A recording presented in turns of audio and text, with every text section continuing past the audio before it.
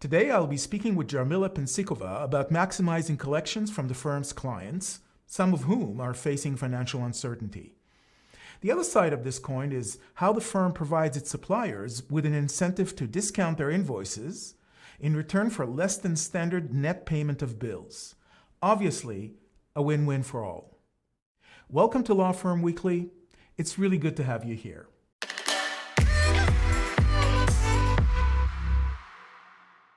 Jarmila Pencikova has been a director of finance and controller at Osler, Hoskin and Harcourt, a 450 lawyer firm, for the past 10 years.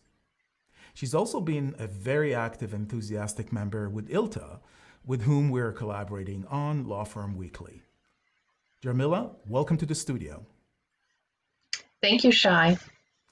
Well, we've been working together for quite a few years, so I've known you. I know how hard you work, how well you're running the organization you're running. But I am not entirely sure how you reacted to what it is that hit all of us about 4 months ago. What is it that took you by surprise more than anything else as far as its effect on your day-to-day management of the area you're responsible for? I think biggest surprise for me was the a lack of some of the skills my staff has. You know, when the staff works in the office and they're not sure how to do something, they have a coworker who sits next to them, they ask the question, they get an advice, and off they go. They never come to me and ask for, how do I do this? Now that they were all from one day to another working from home, they don't have that coworker sitting next to them, and they had to either find their own way to solve the problem or started calling and asking questions. And that's when we discovered that they don't know everything that we as management assume they do. Simple things like they knew how to print into PDF, but now we gave them Adobe Pro so they can merge PDF documents, and all of a sudden they're lost. They don't know how to do it. So you have to provide a lot of training, and you just assume that people know certain things, and you should never do that. It's funny, one of the goals that I set for myself as a manager for this year was to spend more time on training my staff. And funny, I was hoping to start as soon as we get through the year end and the audit, which would be like beginning of March. That's where I would start focusing on this. And beginning of March, COVID-19 hits, and all that plan is basically non-existent. So that was my biggest surprise, finding that the staff does not know certain things that I just assume they do. So the crutch that they had in the office, which is to kind of walk around the corner and talk to someone, that kind of was gone. They had to function independently somehow, and that was a challenge for some of them. Yes, definitely. Now, we are lucky because we have a very good internal training department and very good help desk. So a lot of the training was provided right on the spot. I did a lot of training. Our help desk certainly was very busy helping them with some of the technical challenges. Some people didn't even have a computer at home, didn't have a printer. So really the setup and getting them up and running fairly quickly was a major task. Fantastic. Let me jump to the financial side. I can only imagine that right off the bat, one of the most initial responses that the firm had, and I can only imagine most other law firms that are well managed, is cash flow. What kind of steps did you take right up front to make sure you're keeping an eye on this particular critical aspect of financial management in the firm? So certainly monitoring the cash flow, so monitoring the money that's coming in and ensuring there's actually money coming in, and then monitoring the payments that are going out. All that kind of became the main activity, at least for myself. And, we had many clients who came to us and said, oh, we normally pay you within 60 days. Can we now pay you in 120 days or 180 days? Can we get a discount? Can we strike a deal that, we're going to pay you certain amount per month, kind of put a payment plan in place? And that's when you start worrying, and you have to come up with new ways or creative ways to make sure that you collect the money, but also when you try to pay money out to your vendors, your suppliers, that you also control that process, making sure that you pay efficiently and you take any advantage that you can have to maybe save money or negotiate. Our clients are negotiating with us. We were actually negotiating with our suppliers as well to take advantage of some of the discounts. So let's So focus that's let's focus for a second on the client side of things. Um, sure. is this something that you're still finding an issue? Is it becoming less of an issue? It's becoming more of an issue? What is happening in general terms across the board with your clients? And are you foreseeing even more challenges for some of them to pay their bills, and therefore whatever it is that you're doing to renegotiate those payment terms? Is that still an issue or not? The first month it was a big issue because everybody was in this unknown territory and they didn't know, what's going to happen a month from now or even 2 weeks from now. So everybody kind of put a payment on hold until they were able to figure out what's going to happen. Things are changing because now everybody kind of settled down. Companies now know what their own cash flow is, and so it's becoming a less of an issue.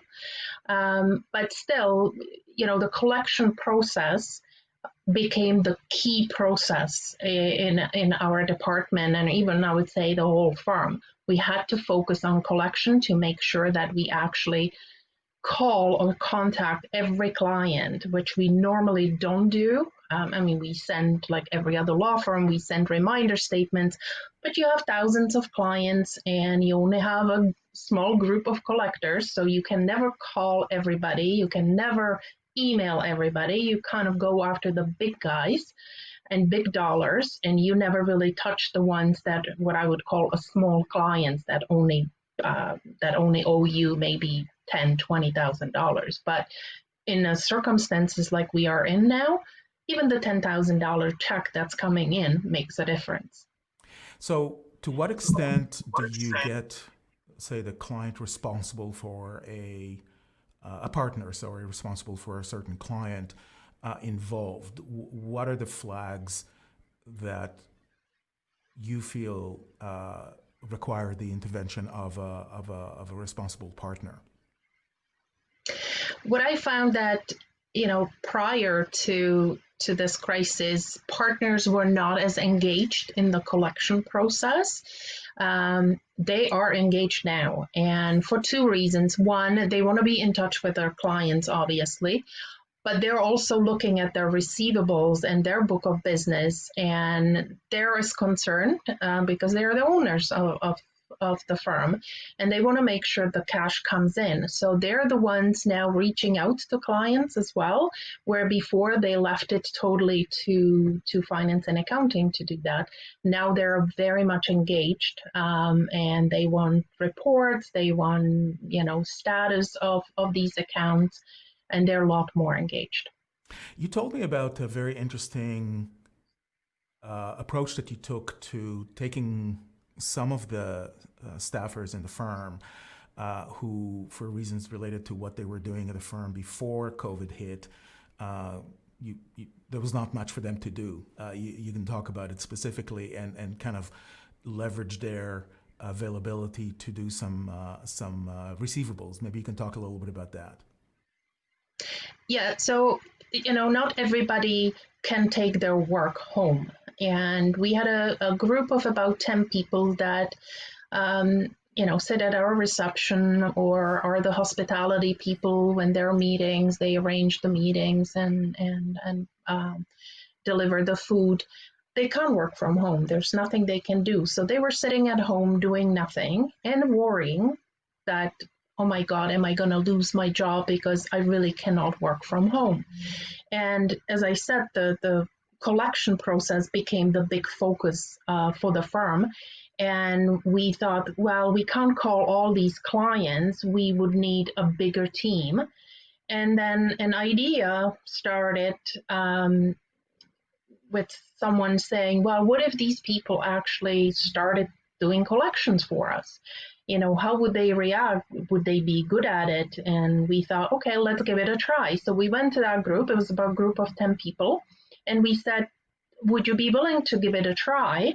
And they all jumped at it and said, oh, yeah, I'd rather do something than just sitting at home. So our billing manager had to give them a crash course on collections, give them access to financial reports, provide them with the listing of clients that they need to call. And they've been fantastic. It's been a real success story. They've been able to collect hundreds of thousands of dollars. They're calling the clients, what I would call the small clients, not the big ones. And they've been able to collect accounts that we thought we would have to write it off. So it's been an amazing story. For those of you who are ILTA members, there's a podcast that you can find on ILTA website where you can listen to the interview that I did with our staff. So it's quite an amazing story. I will link actually the podcast right below the video so people can actually listen to it. It's excellent. So that's creative thinking. This is basically how people are kind of taking advantage of a situation that is otherwise quite dire and making the best of it. Now let's talk about paying suppliers. I know that was a challenge because many of them were used to getting it in a form of checks. Printing obviously is an issue when you're away. How did you deal with that? So again, my payable staff had to contact all these vendors or suppliers that we were paying by a check and tell them, we don't have really a capability of issuing checks because each check needs 2 signatures. And if we're isolated at home, there's no way we can issue a check. So we need to pay you electronically. And a lot of them would sign up for that because they rather get paid than wait for months before we can issue a check. But that meant calling all these suppliers.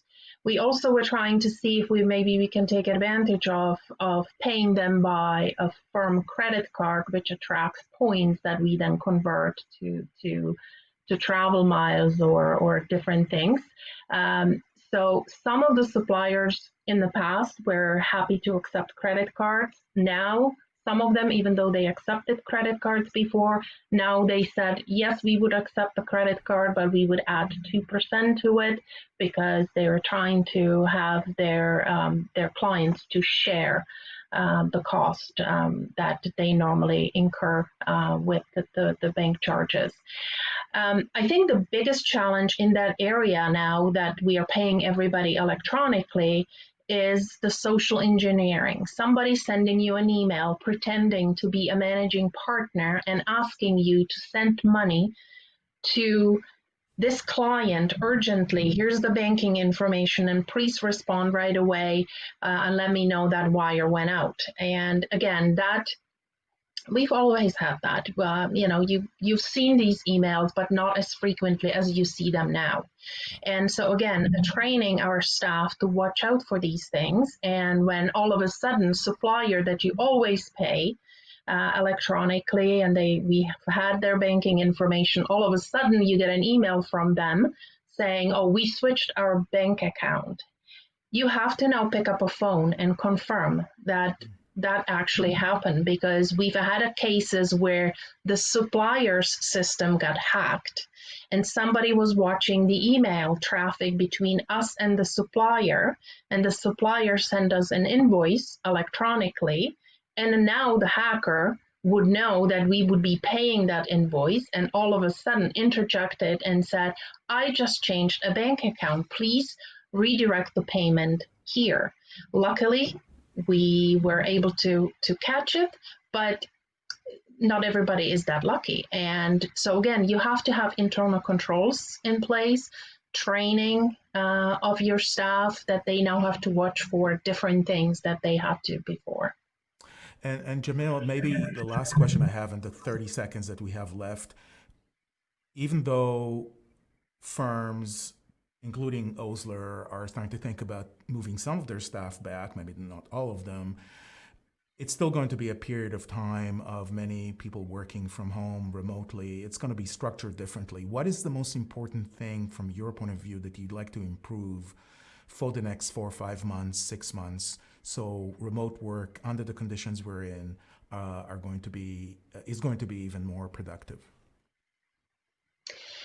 Again, that focused training on certain skills, that if we're back in the office, it's just much easier to do the training in the office than it's done through Zoom or GoToMeetings. Um, but I think also focusing on making sure they have the right equipment at home, because some of them have computers, and their mic is not working. So when we have calls, they can't talk. They can only hear and see. Some of them don't have printers. Some of them don't just have a laptop. They don't have additional monitors. So providing some additional equipment or maybe some software like we did for the Adobe Pro, some of the things that we never had to provide to a regular staff, only the management had these tools because they work from home more often, but it wasn't as important for the staff. And I think also working out a schedule where if we are not all in the office at all the time, how is it going to look like? And it's still kind of in works. I don't think anybody can say, here's the day we're going to go back and here's how it's going to look like. As they say, it's the new normal, and we'll just see how that new normal is going to look like. Yeah, I think Jeff Brand put it very well when he said we are at the plateau of just good enough, and now everybody's kind of moving forward and making it even better as far as remotely working. Jarmila, thank you so much for taking the time to meet with me and share this information. Always valuable insights, and I hope you'll join me again in the future. Thank you. Thank you for having me.